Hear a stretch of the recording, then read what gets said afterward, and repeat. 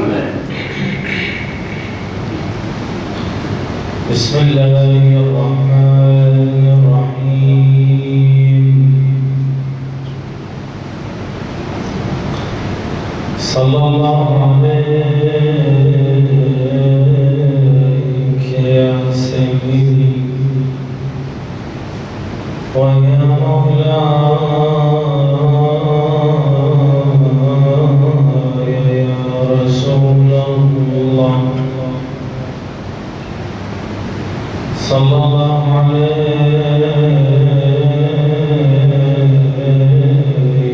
يا سيدي ويا مولاي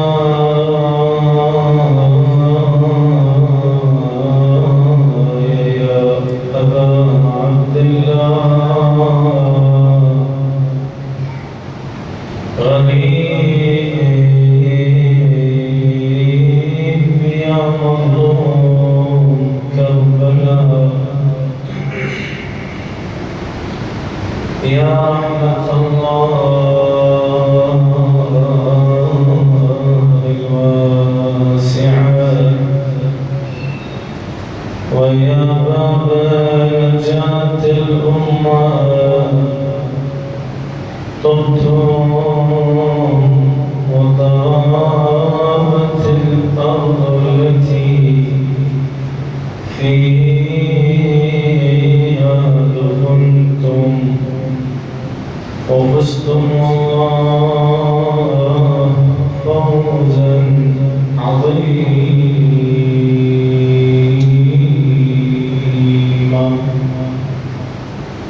قال الله في محكم كتابه الكريم. بسم الله الرحمن الرحيم. بقية الله خير لكم إن كنتم مؤمنين. صدق الله العلي العظيم. تعجيلا بصاحب العصر والزمان أرواحنا له فداء. الصلاة بأعلى الأصوات. اللهم صل على محمد وآل محمد. أفاد السيد الطبطباني قدس سره في تفسير الميزان على أن المراد من بقية الله هو الربح الذي يدخل في جعبة الإنسان، سواء كان مؤمن أو سواء كان كافرا. الدليل يقول الدليل سياق الآية كان يتكلم مع قومه شعيب فتكلم بهذه الكلمة. أي كلمة؟ قال بسم الله الرحمن الرحيم. يا قوم أوفوا المكيال والميزان بالقسط ولا تعثوا في الأرض مفسدين إلى آخر الآيات القرآن الكريمة.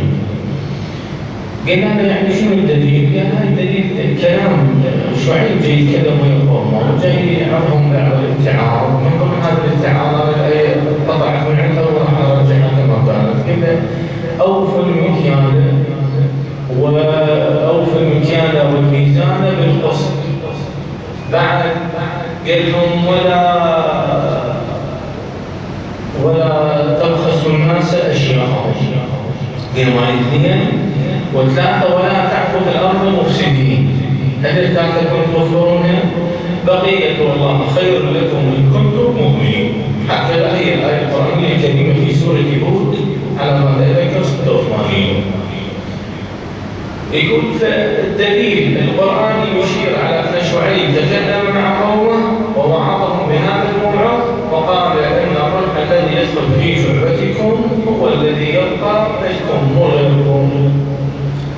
لكن من اطلعت على بعض التفاسير وجدت تفسيرا آخر يشير على أن المراد من بقية الله ليس الربح وإنما هو الإمام المنتظر عجل الله فرجه الشريف به صلوات. اللهم صل على محمد وآل محمد. ما هو الدليل؟ الدليل أولا سياق الآية الكريمة يقول بسم الله الرحمن الرحيم بقية الله خير لكم إن كنتم مؤمنين. هاي إن كنتم مؤمنين هذا شرط، يعني هسه نرافع الربع يدخل في جيب وجعبة الكافر ويدخل في جعبة المسلم. الشوف لعله أغنى رجل في العالم اللي هو بيل غيتس اللي هو صاحب شركة مايكروسوفت، أغنى رجل في العالم يملك مليارات الدولارات، وش هذا الرجل مو مسلم، يعني هذه أموال بقية الله خير له. وش الآية يقول إن كنتم مؤمنين، يعني شو تحدد؟ جاي تحدد لجهة مو إطلاق. فسياق الآية والشرط الموجود بالآية يدل على أنه توجد فيها لها حصة خاصة اللي هي تخصص فيها المسلمين المؤمنين لا غيرهم، يعني الكافر ما داخل في هذا العنوان. فالكلام هو يخص المؤمنين فقط لا يخص الكفار. إذا هو الربع استفاد من هذا الشرط بأنه ليس للربح العام الذي يدخل في جعبة الكافر أو في جعبة المسلم. خوش الدليل الثاني اللي يكشف في هذه الأوراق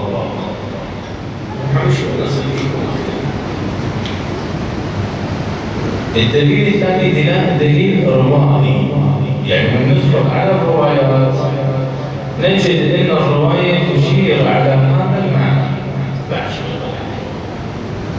صلوا على محمد وآل محمد.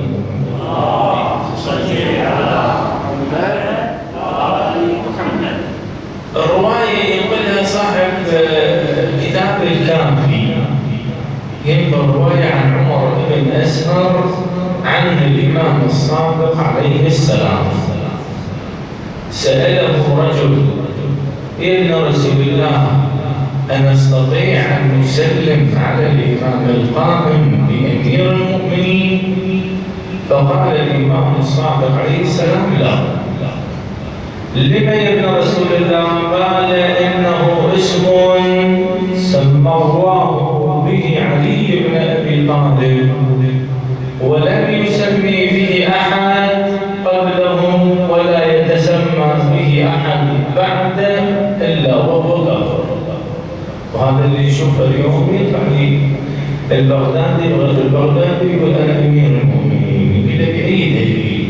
احنا عندنا رواية مستندة إلى الإمام المعصوم مفروض الطاعة من قبل الله، لا يتسمى بهذا الاسم أي إنسان سواء كان قبل علي بن أبي طالب أو بعده للإمام المنتظر عليه السلام وما يقبلها الإمام الصادق صلوات الله عليه. لا يسمى به. قال إذن كيف نسلم على الإمام عليه السلام في ظهوره؟ قال سلم عليه السلام عليك يا بقية الله. ثم تلا هذه الآية الكريمة بسم الله الرحمن الرحيم بقية الله خير لكم إن كنتم مؤمنين. إذن نستفاد من الدليل الأول بأن كلام السيد الطبراني قدس سره غير دقيق في وصفه حول الربح وهو المراد من بقية الله. ونستفيد أيضا من الدليل الثاني على أن هذه الكلمة هي كلمة تخص الإمام المنتظر عجل الله فرجه الشريف، فلذا عندما يظهر يتلو أول آية هي هذه الآية بقية الله خير لكم إن كنتم مؤمنين. هكذا ينقل سؤال أحدهم في كتاب بين المعلومات يقول يظهر الإمام عليه السلام وهو يردد هذه الكلمة باستمرار بقية الله خير لكم إن كنتم مؤمنين. إذن هذه الآية هي من خصوصية الإمام المنتظر عجل الله فرجه الشريف. وأنا واقعا اخترت لكم هالمحاضرة إن شاء الله، وفي يوم غد إن شاء الله نتكلم عن الإمام عليه السلام وما له أحقية علينا، وخصوصا في هذا الشهر المبارك مع هذه الوجوه الطيبة ببركة الصلاة في أعلى الأصوات.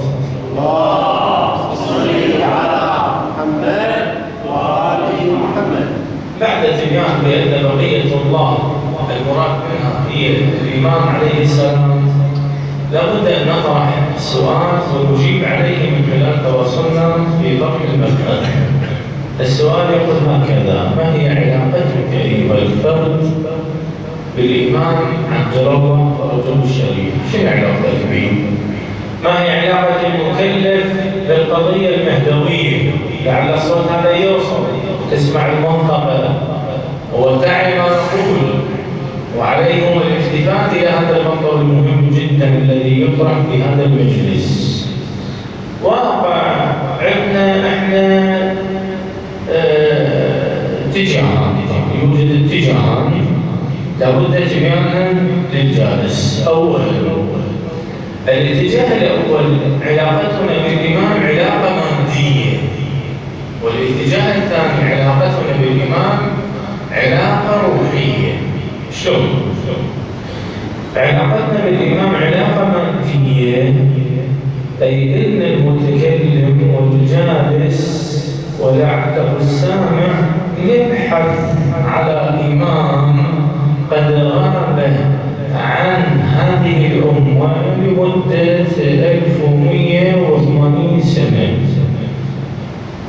رجل غاب ولعله يأتي من سفره، الكلام لعله موجود، شوف كتب تذكر، شوف جماعة يقعدون يسولفون عن القضايا المادية يحملها الإمام. من يظهر الإمام ايش قد عمره، من يظهر الإمام لحيته بيضة وسوداء، من يظهر الإمام طويل القامة أم قصير القامة، من يظهر الإمام ما هو الخاتم الذي بيده، ما هو النقش الموجود على خاتمه، إذا ظهر الإمام ما هو سيفه، ما هو سلاحه، ما هو إلى آخره. ما على الأولاد خلال هذه الفترة الزمنية المطولة 1180 سنة، إيش قد خلف، إيش قد أنجب، إيش قد تزوج.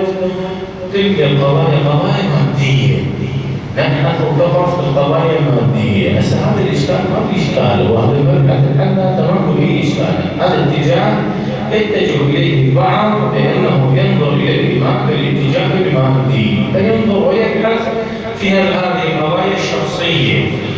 وأكو ناس عندنا لا تبحث عن الإمام عليه السلام، صحيح هو كجسمه كسائر الأجساد، يعني عنده جسم، عنده دم كسائر الناس، له لحم، له شحم، له عيون، له رأس، له كل شيء ما تحمله أنت له موجود، إلا أننا لا ننظر إلى الإمام بهذا الأمر المادي، وإنما ننظر إلى الإمام بالقيمة اللي يحملها الإمام.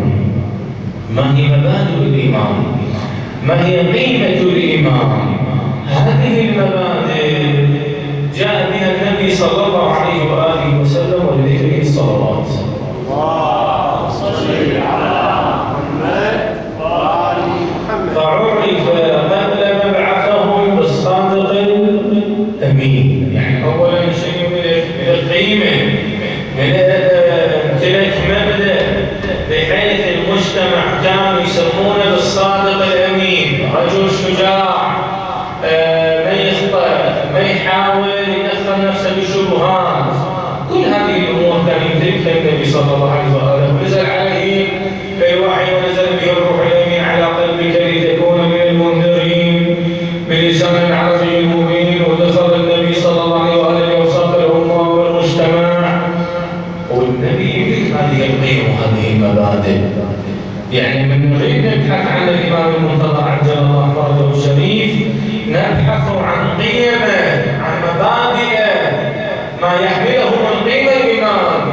واقع هذه الآية القرآنية إنك لعلى خلق عظيم، هي مو من خصوصيات فقط النبي صلى الله عليه وسلم. نعم نزلت في حقه النبي، أنا وياكم القرآن يعترف، إلا أنها لا تتجمل بشخصية النبي، بل تسير إلى أحفاده وإلى أولاده، ومن ضمنهم الإمام المنتظر عجل الله فرجه الشريف. فمن يظهر بأخلاق النبي، من يظهر بمبادئ النبي، صادق، أمين، شجاع، كريم، رحيم، كل شيء ما في النبي فهو موجود عند الإمام عليه السلام.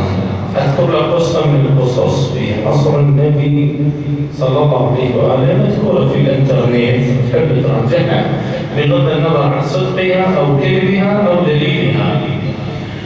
يوم من الأيام النبي صلى الله عليه وآله وسلم جالس في محفل معه أصحابه، ودخل رجل فقير بيده كأس، في داخل هذا الكأس عنب، وأقبل إلى النبي صلى الله عليه وآله سلم على النبي وقال له يا رسول الله أنا جاي أدور عن إيدك وعندي هاي العنبات ما أدري غيرهن، حصلتهن تعبي جهدي بأموالي وأريد طعمك من عندهم. يقول النبي صلى الله عليه وسلم طبعا هذا الرجل الفقير اللي ما عنده أموال، عنده فقط هذه العنبات وجاي بيها بكأس وفرحان ويذوق النبي هذا الطعام ومبين تو نزلت شلون رطب عباسه صار 5000 و6000 و4000 و3000 هذا اللي بيخلص الى اخره. الناس طبعا ما تاكل هذا الاكل، تنتظر يمكن يصير ب1000 أو 1500 يقدر يتجسر ويمد على جيبه. فيقول الظاهر هذا كانت ازمه العنب يعني في بدايه نزوله، ويريد يونس النبي صلى الله عليه واله.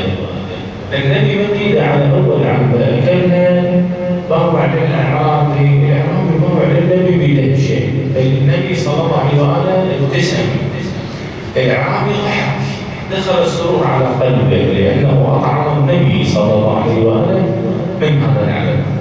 ثم تناول النبي مرة أخرى ومرة ثالثة ورابعة وخامسة إلى أن تم نهاية العنبود. أصحابه قاعدين بداخلهم قالوا وش عجب النبي صلى الله عليه وآله ما شاركنا، كل مرة يشاركنا بالطعام، المرة الضرر يسأله بالعنب وتركنا. راح هذا الرجل فرحان ومسرور ومستأنس، التفت لهم النبي صلى الله عليه وآله قال لم أشرككم لسبب. قالوا له شنو هو السبب يا رسول الله؟ ما عودتنا على هذا الأمر، انت كل مرة تقدمنا وخلينا ناكل عليهم. لا، أول ما ضلت العنبة كانت مرة المذاق، فقالوا خلت الثانية مرة أيضا والثالثة والرابعة إلى أن أتممت العنب وهو مر. وفي كل مرة أتناول العنب أرسم صورة الابتسامة بوجه هذا الرجل الفقير، لأنه قدم إلي شيء يريد أن يسعدني، فإذا بت ترى عنبك مر لعله يدخل الحزن على قلبه، وبنفس الوقت خاف أشرككم وتفتحون الأمر فيدخل الحزن على قلبه، فتجرعت مرارة العم في سبيل رسم الابتسامة بوجه هذا الرجل الفقير. هذه أخلاق النبي صلى الله عليه وآله، هذه مبادئ النبي، إنك لعلى خلق عظيم. وهذا واقع حي يمتاز به الإمام المنتظر عجل الله فرجه الشريف، لأنه يحمل ما حمله النبي، ويحمل شجاعة علي، ويحمل فداء الحسين وفداء الحسن عليه السلام. إذن الإمام المنتظر عجل الله فرجه الشريف يحمل هذه المبادئ وهذه القيم، فنحن نلاحق هذه القيم. فهذا اللحاظ يسمى باللحاظ الاتجاه الروحي وليس المادي. هذا كلام النقطة الأولى في بقية الله خير لكم إن كنتم مؤمنين. النقطة الثانية وأخذ المجلس ببركة الصلاة بأعلى الأصوات. اللهم صل على محمد وآل محمد. السؤال الثاني، هل يستطيع الإنسان أن يلتقي بالإمام أم لا؟ علماء العرفان يقسمون اللقاء إلى قسمين، شوية معرفة. قسم يسمى لقاء التشريف، والقسم الثاني يسمونه لقاء الأنس، فيوجد فرق ما بين الاثنين. لقاء التشريف هو من خصوصيات الإنسان، إنه إذا التقى بالإمام فإن الإمام أزاده شرفا. يعني من تلتقي هسه واحد قاعد من موجودين بينه وبين ربه. إذا شخص ملتقى بالإمام عليه السلام يقول أنا إلي الشرف ولي هذا التشريف وهذا التكريم اللي منحني الله عز وجل، إنني رأيت الإمام عليه السلام خلال هذه الفترة، شفت موقف من المواقف، من أهل الأمر من الأمور، شجعني على قضية من القضايا، فهذه يسمونه لقاء التشريف، أي تشرفت أيها المكلف برؤية الإمام المنتظر عجل الله فرجه الشريف.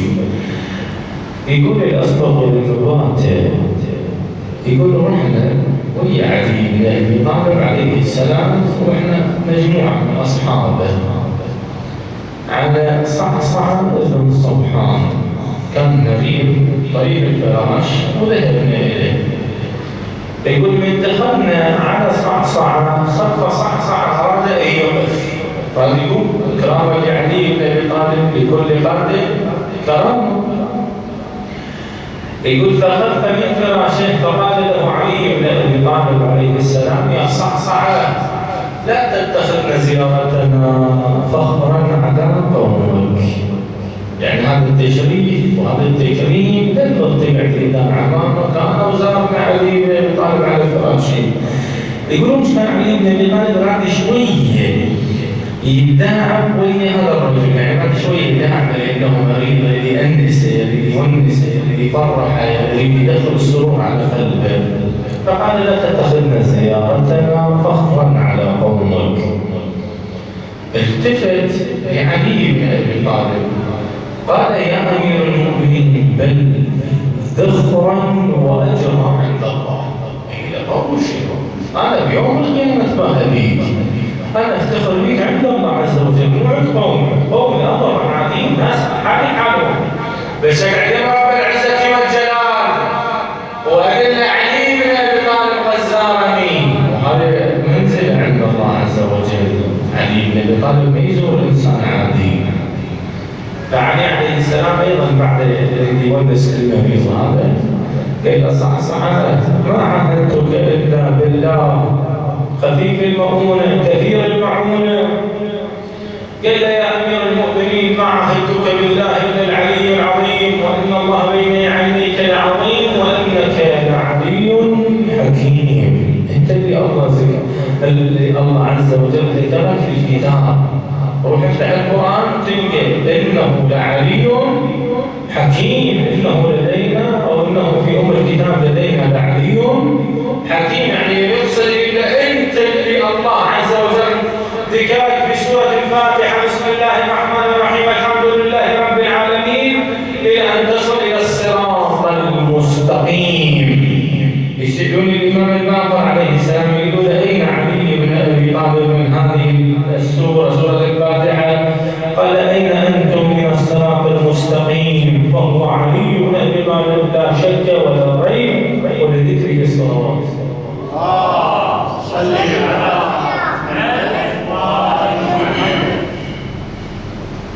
إذا علي بن أبي طالب عليه السلام زار صحصحة فجعل عنده التشريف في عالم الدنيا وفي عالم الآخرة.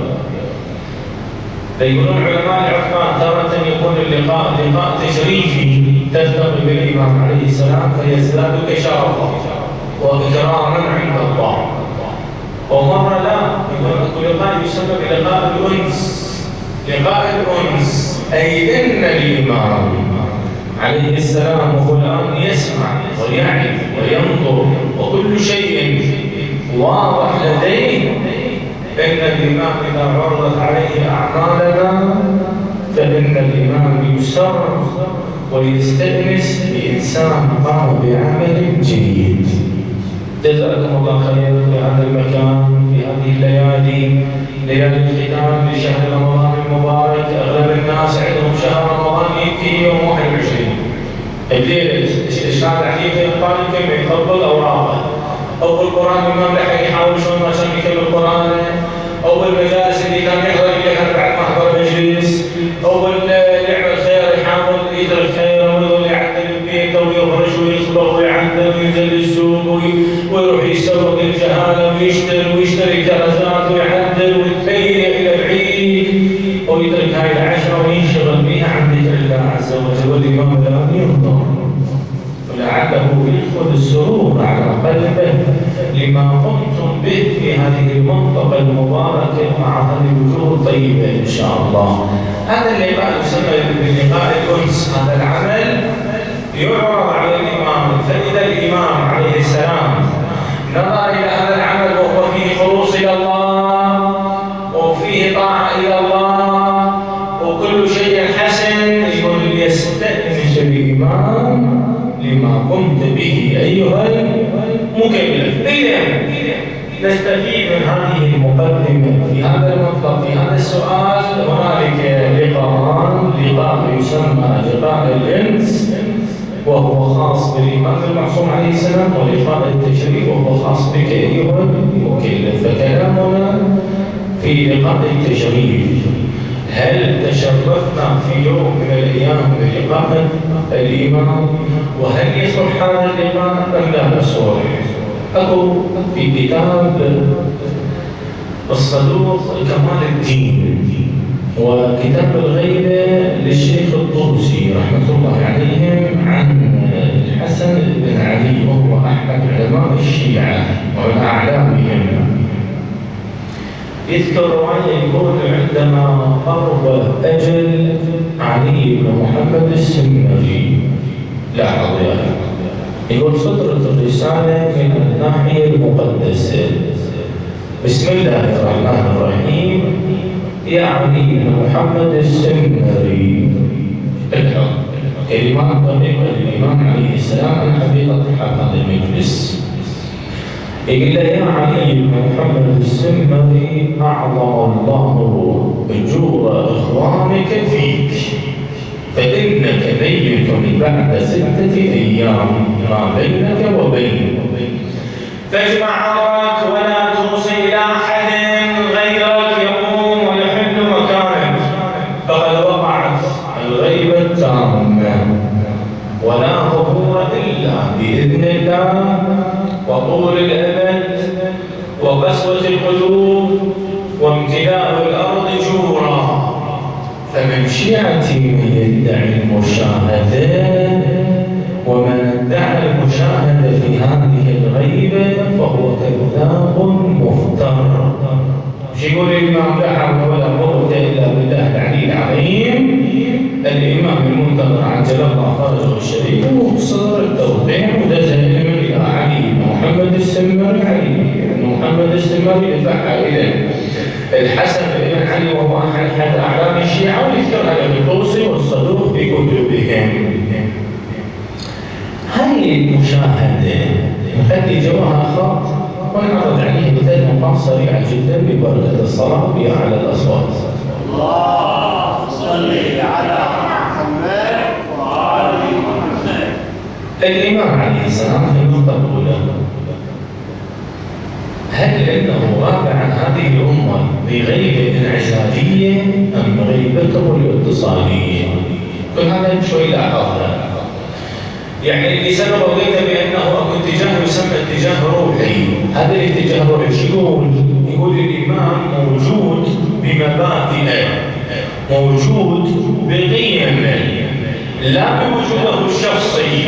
وانا والله هذا الجسم وهذا المحتوى وهذه اللحية البيضاء والسوداء وهذا السيف، سواء كان سيف يقاتل به أو كان أحد الأسلحة، أنا ما أنظر لهذا الجسد، انظر الى قيمه المبادئ اللي يحملها من ناحيه كرمه، اخلاقه، شجاعته، صبره، صدقه. هاي الامور موجوده موصلة حاليا لو ما موجوده. هاي القيم ترى واقع موجوده. اكو انسان ما يكذب وما يحب يكذب الى ان يموت. اكو انسان ما ترك الصلاه الى ان ينتقل الى جوار ربه، يعني ما يوم مطلوب. اكو انسان مرتب علاقته مع الله عز وجل ما مطلوب صيامه. اكو انسان شجاع، اكو انسان الى اخره. هذه القيم والمبادئ موجوده، فهل انها منعزله عن المجتمع ام متصله مع المجتمع؟ لا، السؤال واضح والجواب واضح، متصله. لانها لو كانت منعزله لعزل نفسه الامام عليه السلام وعزل المبادئ والقيم وارتحل وسافر عن هذه الامه، ونحن ننتظر قيمه ومبادئه متى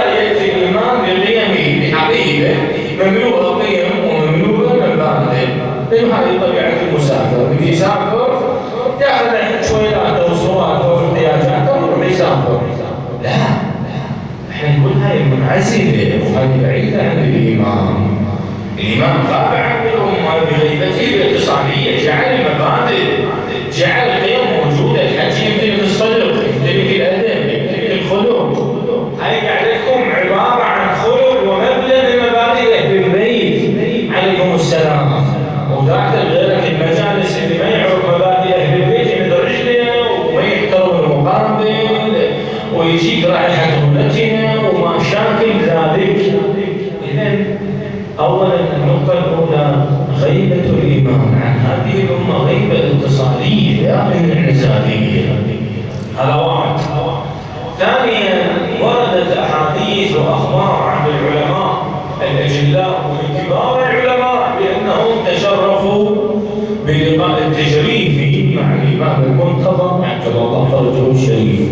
وهذا الشيء يورث دائما إذا أنا سجيت الخبر ورا شوي ابو محمد يدخل لنا بخبر، ابو باقر يدخل لنا بخبر، والخبر مطابق. مثلا قالوا لك زيد مات، اجى الشيخ قال زيد مات، دخلوا حيدر قال زيد مات، دخلوا باقر زيد مات، دخلوا علي زيد مات، دخلوا كاظم زيد مات.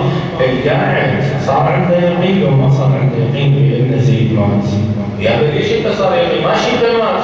يقول لا، تواتر الاخبار الثقات يدلل على اليقين بهذه الامور. انا عندي ثقه عن امام باقر وحيدر وكاظم وجعفر وجاسم وعلي، من اجوا وسولفوا وقالوا زيد مات اصبح لدي يقين وعلم وفهم بان فعلا زيد مات. بس من ترجع هو الواقع انا ما شفت زيد قاعد انه ما ادري زيد وين بيته. كان شلون عرفوا؟ وخبر الثقه حجه وتواتر الاخبار للثقات ولا لديه علم يقين لا شك فيه بان زيد مات. وفعلنا علماء افاضل اكابر يذكرون في كتبهم في ذكرياتهم بانهم التقوا مع الامام عليه السلام. فهالشيء ولد عندنا اليقين. هذا واحد. اذا اثرت نقطتين. نقطه اولا الامام ليس بالانعزال، غيبته غيبه اتصاليه لا انعزاليه. وثانيا تواتر الاخبار يدلل على اليقين عند الجالس والسامع والمتكلم. وثالثا اللي احنا قلنا نخلي خط جو المشاهده. احنا عندنا علم يسمى بعلم الاصول يدرس في اوساط الحوزه، وأبو حلقات ثلاثة تسمى حلقات أبو جعفر اللي هي علم الأصول. الحلقة الأولى والحلقة الثانية والحلقة الثالثة. 6 كتب تدرس في أوساط الحوزة. اللي يتجاوز هذه الحلقات الثالثة يصل إلى درجة من العلم، ولعله يصارع يراقب البحث الخارجي في هذه الحلقات الثلاثة. أكو نقطة يسمى بالسياق الحالي. كلام الإمام يسولف مثلا شخص الليلة قال لك شو هسه الجو مال الراس ما يبارد، يعني تكتشف انه عطشان. يعني يطلب شيء ويقول هسه الجو مال واحد يشرب الراس ما يبارد، يدلل لي على انه عطشان فاستلذ بالماء البارد فيطلب هذا الاستلذاذ. فالإمام عليه السلام شيء قال ومن شيعة من يدعي المشاهدة. هاي الكلام وياه والرسالة لمن دزها علي بن محمد السمري. علي بن محمد السمري يلتقي بالإمام أم له منصب من المناصب؟ هسه خلينا نسولف أكثر الأشياء عربي، يعني أنتم سولفوا وابشوا قالوا أنا أعطيكم الحرية بالرأي وبشارك بالمجلس وصير أنت الخطيب نيابة عني. الإمام عليه السلام كتب رسالة كتبها للمتكلم وكتبها إلى علي بن محمد السمري. بسم الله الرحمن الرحيم. يا علي بن محمد السمري أعظم الله أجور إخوانك فيك، إنك ميت فاجمع أمرك إلى آخر الكلام. فمن يدعي المشاهدة؟ هذا الكلام يتكلم وهي إنسان. هذا الإنسان اسمه علي بن محمد السمري. قل شو يشتغل بالدولة المهدوية هذه؟ اسمع منك كم سفير عندنا؟ يعني هو منصب شنو منصب؟ سفارة؟ يعني علي بن محمد سفير الدولة المهدوية. هسه الدولة العراقية بها سفير، بها وزير خارجية. هذا السفير يكشف تقريبا إذا مو نصف أسرار الدولة لعلها يكشف جميع أسرار الدولة. فيريد يقول الإمام عليه السلام في سياق الكلام، يقول ما أريد السفير يكشف أوراق الدولة المهدوية. فمن نتكلم ويا السفير فمن يدعي المشاهدة يعني من يدعي السفارة وكاشف أوراق الدولة المهدوية فهو كذاب مفتر. يعني ما تتكلم عن الرؤية، شفت الإمام أو ما شفت الإمام، التقيت باللقاء المسمى عند العلماء العرفان بلقاء التشريف أو غير ذلك، وإنما تكلم الإمام عليه السلام مع علي بن محمد السمري وهو سفير الدولة المهدوية، أي أنه لا مشاهدة بمعنى لا سفارة بعد. هذا اللي استفاد من الكلام واستفاد من الحوزة. إذن كل إنسان يدعي السفارة في هذا الوقت فهو كذاب مفتر، كما جاء في نص هذه الوصية التي خرجت من الناحية المقدسة. إذن الإمام عليه السلام يمحو دور السفير لا دور الذي يلتقي به. يجوز كان يلتقي وفلان يلتقي، بس كسفير يكشف أوراق الدولة لا، الدولة ما بينت اعتبارا. شوي يخلي وياي ببركة الصلاة بأعلى الأصوات. اللهم صل على محمد وآل محمد.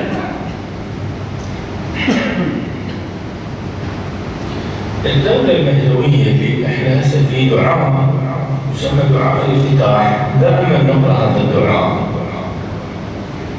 اللهم إنا نرغب إليك في دولة كريمة. ايش فيها الدولة هذه؟ تعز بها الإسلام وأهله وتذل بها النفاق وأهله. هاي تعز وتذل، هاي بها أسرار وما بها أسرار. شلون واحد يعز وظاهر؟ ما يصير. تظهر الدولة لا، راح تصير القضية معكوسة. هسه حاليا احنا نعزز الظالم، تلقى كلينتون وغيره وبوش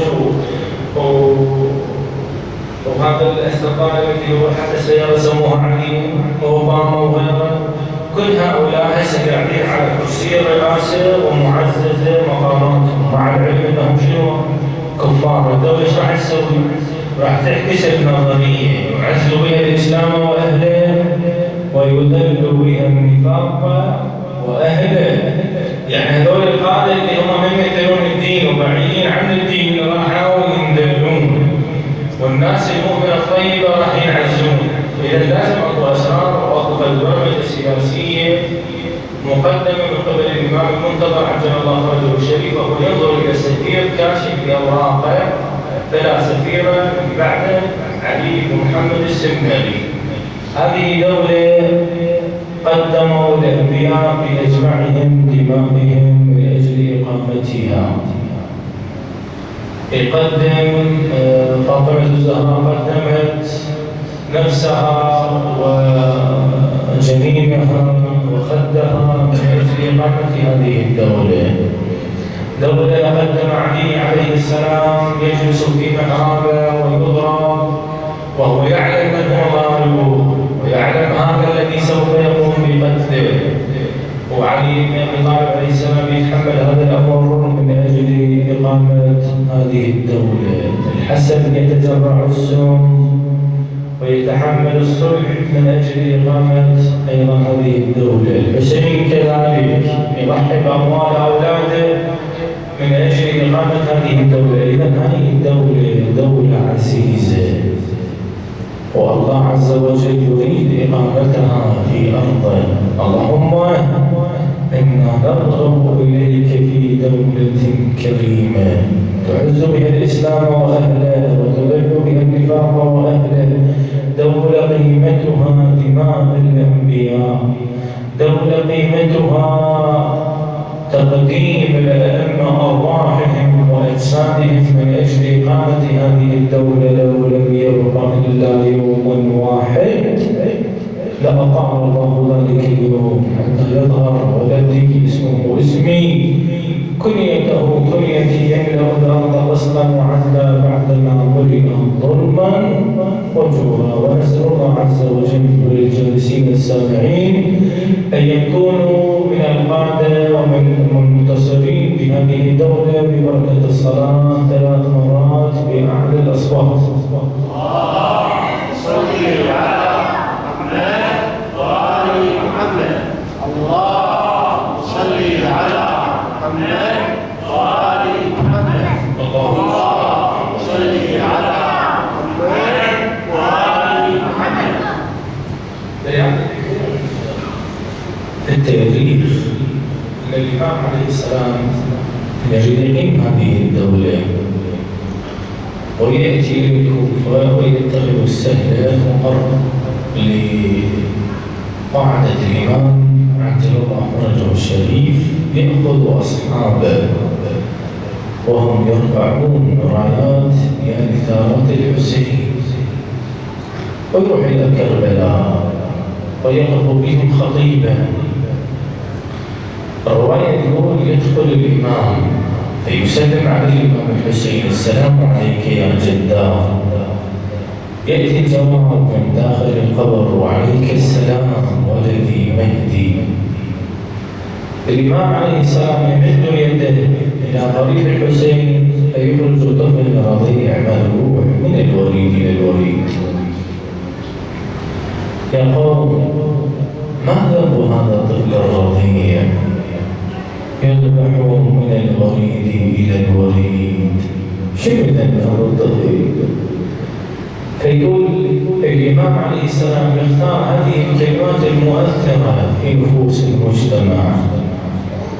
أصحاب الإمام يبدأون بالبكاء لأنهم يتذكرون هذه المصيبة التي مرت على قلب الحسين. سعد الله قلب الحسين عندما وقف وجاءت إليه زينب وبيدها طفل قد أغمي عليه. قالت أخي أبا عبد الله خذ هذا طفل الرضيع، هذا رضيعك قد أغمي عليه من شدة العطش ولم يقتطع الحليب. الرواية يقول أخذه الحسين وغطاه برداءه يخاف عليه من أشعة الشمس. فلما وصل إلى القوم قال يا قوم لقد قتلتم أهل بيتي أصحابي لن يبقى معي إلا هذا الطفل الرضيع. ما ذنب هذا الطفل الرضيع؟ خذوه واسقوا شربة من الماء. عمر بن سعد يرفع الجيش بعضهم يقول إذا كان الذنب ذنب الكبار فما ذنب الصغار. والبعض الآخر يقول لا تبقوا لأهل هذا البيت من باقيه. فأصبح النزاع بين عسكري عمر بن سعد يلتفت إلى حرملة قال يا حرملة اقطع نزاع القوم. والله عم احنا عندنا ولداء تعزاز على قولنا نقعد وليدة بحضينا اللعبة ونسأل. ساعد الله قلب الحسين عليه السلام. لكم جزاكم الله خير الجزاء. هذه أبيات لاستجابة الدعاء إن شاء الله. يقول الرواية نظر عمر بن سعد إلى حرملة وقال اقطع نزاع القوم. قالوا لمن اقطع نزاع القوم؟ قال اقتل الصغير. هاي الاختيار شو يخليكم اياه جزاك الله خير الجزاء. يقول من هنا الا نذبح الصغير. هسه حرملة محتاج يضرب الحسين لو يضرب الطفل الرضيع. عمر بن سعد لا تضرب الحسين تضرب الصغير حتى نشوف الحسين شلون ينكسر راسه وشلون ينكسر قلبه على وليده عزيزه. يقول واذا بحرملة يضرب الطفل الرضيع بسهم فذبحه من الوريد الى الوريد. يقول الإمام الصادق: كان ابن جدي الحسين مغمضا، فلما أحس بحرارة السهم أخرج يديه ويضرب بها كالطير المذبوح. رجع الحسين عليه السلام، استقبلته سكينة، قالت: أبه ماذا جرى؟ شنو اللي صار؟ أشوف ضايج بويه. قال: بني سكينة إن الطفل الرضيع علمني. قالت: خير أبي، شنو اللي صار؟ قال: بني عندما أحس بحرارة السهم أخرج إليه يرفرف بها كالطير المذبوح. أراد أن يتعلق برقبتي وأخذ يمد لسانه نحو الدم. تخيل الدمار، تقل أبويا الطفل لما يخته. بويا حسين، بويا الطفل لما يخته، مذبوح بسهم العدا جبته. خويا شنو الذنب، خويا فعلته، الماي حاضر ما شربته. تقول ابويا طفل جيبه، بويا يا ابو علي طفل جيبه، جنة من الماي شحن صيبه.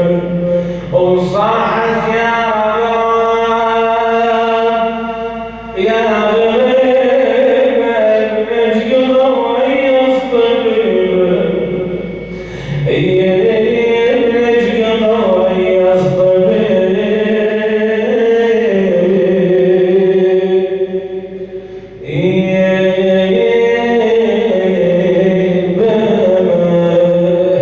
اجت امه وشافت طفلها بهاي الحال، طفل رضيع مذبوح من الوليد الى الوليد.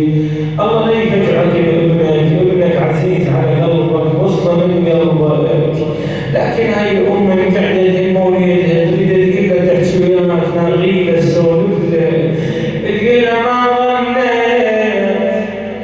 يا ابن، ما ظنيت ولا كانت ببالي أشوفك سابح الدم نحرك قبالي، يهزم بالمهد والمهد خالي،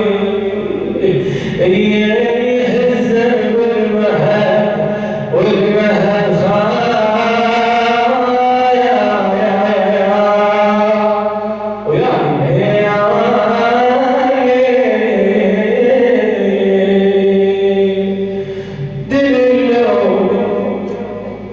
يا بنت مشينا غيرك دلو،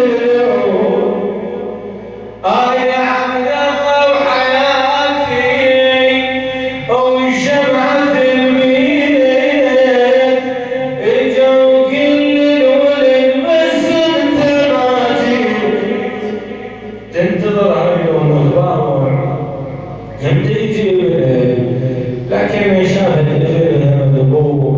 هذا هنا أخذت تنادي على زينب، أبيات الدعاء سيد الدعاء. وصاحت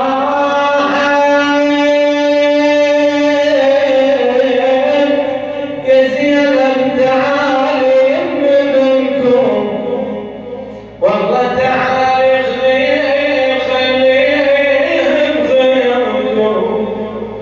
أنا حليبي يابس وما ضاع يوما، ربيت راح اللي تعبت عليه، وربيت من قلبي عليه هموم. رويت قلت عندي ولد ويصير رب البيت،